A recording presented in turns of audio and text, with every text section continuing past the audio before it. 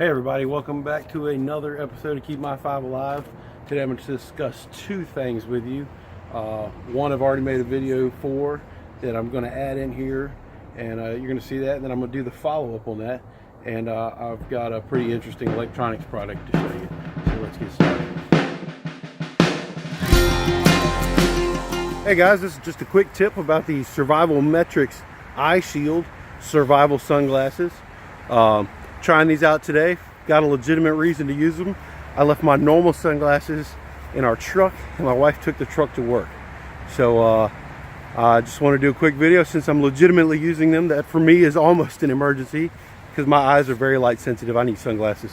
Cannot drive without them. So I figured I'd bust out the Eye Shield by Survival Metrics. I know that's backwards. I'm using my selfie cam today. Sorry about that. They seem to work pretty good. They got foam in all the right places. So it's not like plastic on your skin. They are very close to your eyes. I can almost feel my eyelashes brushing on them when I blink. But they do seem to work. They are dark. I actually put them on and then started my work vehicle and thought that something was wrong with my radio display because I cannot see my radio display with these on. I flipped up the glasses and sure enough it worked. So it's just a byproduct of wearing the glasses. They come in this 35mm style canister. And as an added bonus, they come with 2 feet of paracord. There's the little lid. Paracord goes through the lid. That gives you 16 feet of total potential cordage, of course, minus your knots and stuff from tying it together. But yeah, it seems to be a pretty good deal. They're about $8 on Amazon. I bought 2 of them. I keep one in my work van just for emergencies like today, and I keep one in my bug out bag. And so far I like them. They wrap around. They block all light. They use a cord design to hold them on. There's no folding earpieces to break. You can shove these in your bag, not worry about them breaking, and they will be there when you need them. That is the Survival Metrics Eye Shield Survival Sunglasses. So far I like them. I'll let you know what I think at the end of the day.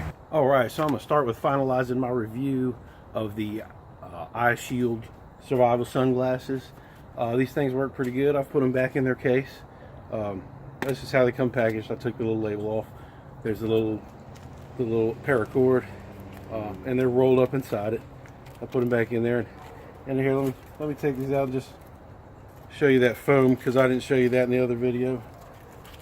There's the foam all the way around it, and that does make a good tight seal. It's pretty comfortable. I got a little moist today, not sweaty real bad, but a little moist, and they did seem to fog up pretty easily. However, there used to be sunglasses that advertised HD vision, and I'm not going to say any names, but these definitely do have a similar effect. Colors are very vibrant. The sky's really blue. Green grass is very green. It's pretty nice. I thoroughly enjoyed them. They worked very well. You can't flip them up, put them on your head like most of us are used to doing with our sunglasses when you take them off, but they're strapped on so tight you can shake your head around however much you want. These things are not coming off. They don't even really slip down. So yeah, they worked out pretty good. Second thing I want to show you is this solar power bank. This you can get from C.H. Cadell's. Bud K is the parent company for them, Bud K Knives. It is a solar power bank. As you can see, it is not a super bright sunny day out here. Yesterday it was pouring down rain and it was cloudy, and this thing was still picking up solar energy, and I guess it still is. It's got a green light on it there, so that means that it's charging. So I put my hand over it and that green light goes away. So it is definitely picking up some solar energy. It doesn't specify whether this is how strong that solar energy is picking up is, but I can tell you this thing takes a long time to charge plugged in. It is an 8,000 milliamp LiPo battery, lithium polymer. I am an RC pilot and am very well versed with LiPo batteries, and I want to tell you some warnings about these batteries. Nothing real extreme except don't puncture them, but it's in a pretty hard case. You're not going to puncture this unless you really try to, but you do not want to expose the LiPo battery content, the chemical inside, to air. That has a very, very bad reaction. But they have some characteristics. You need to it's generally best to let them fully charge. LiPo battery, each cell is 3.7 volts. Their maximum fully charged voltage is 4.2. if you're going to store it for a long time, LiPo batteries should be stored at about half their charge, 30% of their charge. Modelers, RC guys, we usually bring them down to about 3.8 volts, 3.85 volts when you're going to store them for more than a few months. Something to keep in mind with this.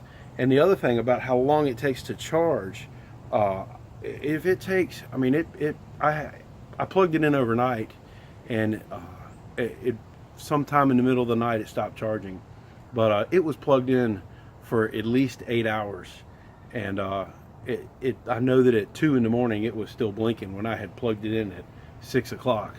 So you know, I don't know how long it's going to take to charge on solar if it takes that long plugged in. And another thing is, these newer Samsung phones, they use a bigger charger port and a higher amperage charger. They put out 1.67 to 2 amps. This thing it has 2 charging ports, but they are 1 amp. Each one of them is 1 amp. If I plug in my phone from 20% charged, it says about an hour and 15 minutes till full charge on the charger. If I plug it into this, it says 2 hours and 44 minutes till fully charged. So just something to keep in mind. This is not going to quick charge stuff like that. I have walkie-talkies that have 600 milliamp nickel metal hydride batteries in them. At 1 amp, it's going to take a while to charge those because they take 12 hours to charge plugged in. So yeah, this isn't a quick charger by any means. It will charge your devices, it will power your devices. It says that it can power laptops. You would have to have special adapters. This is the cord it comes with. It's micro USB on that end, regular USB on this end. This does not fit the newer Samsung style phones. You have to have the adapter that comes with the phones to use this. It will fit the older style and anything else that uses that plug for that matter, including, like I said, my walkie-talkies. Now let's talk about this thing. It comes with this beaner on it, and here's the ad. It's on the front of C.H. Cadell's magazine. It is $24.99. That's how much I paid for it. Dust proof, charge multiple devices at 1 amp, and water resistant, not proof. It does have an emergency light on it. I tried that out at night. It's okay. It's a light, not super bright, but it's a light nonetheless. It does work. My only complaint is about the fact that it's a LiPo battery. You really got to be careful with those LiPo batteries because you can damage them if you don't follow pretty close charging instructions. But the beaner it comes with here, it will only fit in it this way, and with it in there, you can slide it down and it doesn't come all the way around. But you cannot, if you put it like that, you can open that all the way. But if you have it in here where it's not tight and it can move around, you can't open it far enough to get anything in there. Oh look, I managed to slide it past there.